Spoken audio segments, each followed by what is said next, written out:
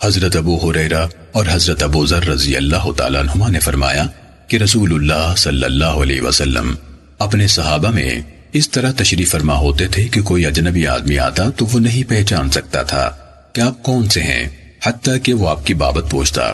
اس لیے ہم نے رسول اللہ صلی اللہ علیہ وسلم سے اجازت طلب کی کہ ہم آپ کے بیٹھنے کے لیے مخصوص جگہ بنا دیں تاکہ اجنبی آدمی آئے تو وہ بھی آپ کو پہچان سکے۔ اجازت ملنے پر ہم نے آپ کے لیے مٹی کا ایک تھڑا بنا دیا، آپ اس پر تشریف فرما ہوتے تھے۔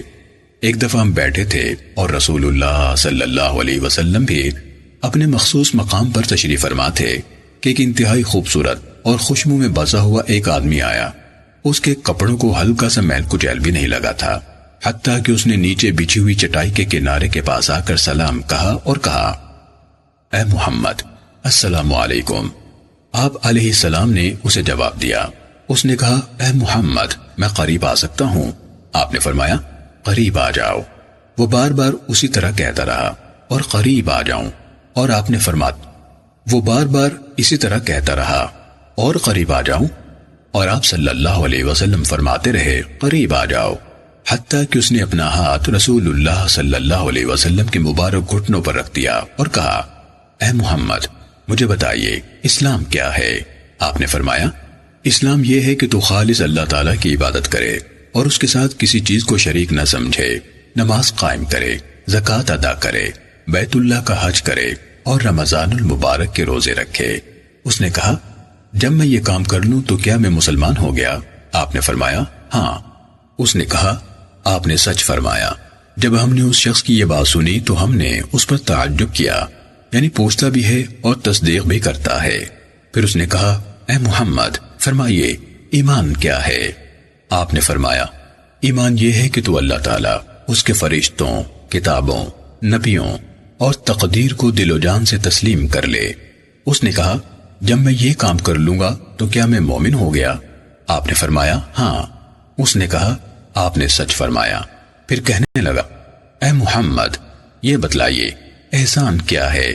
آپ نے فرمایا، احسان یہ ہے کہ تو اللہ تعالیٰ کی عبادت اس طرح کرے گویا تو اللہ تعالیٰ کو دیکھ رہا ہے، اگر تو اسے نہیں دیکھتا تو وہ تو تجھے دیکھ رہا ہے۔ وہ کہنے لگا، آپ نے سچ فرمایا۔ پھر وہ کہنے لگا، اے محمد مجھے بتائیے قیامت کب آئے گی؟ آپ نے سر جھکا لیا اور اسے کچھ جواب نہ دیا۔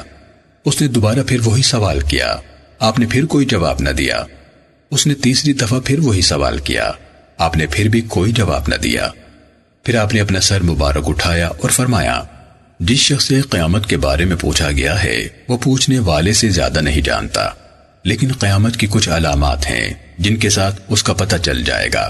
مثلاً جب تو دیکھے کہ بکریوں بھیڑوں کے چرواہے عمارتیں بنانے میں ایک دوسرے کا فخریہ انداز میں مقابلہ کر رہے ہیں، اور تو ننگے پاؤں چلنے والے اور ننگے جسم رہنے والے کو زمین کا بادشاہ بنا دیکھے، اور دیکھے کہ عورتیں اپنے مالک کو جننے لگی ہیں، تو پھر قیامت کا انتظار کر۔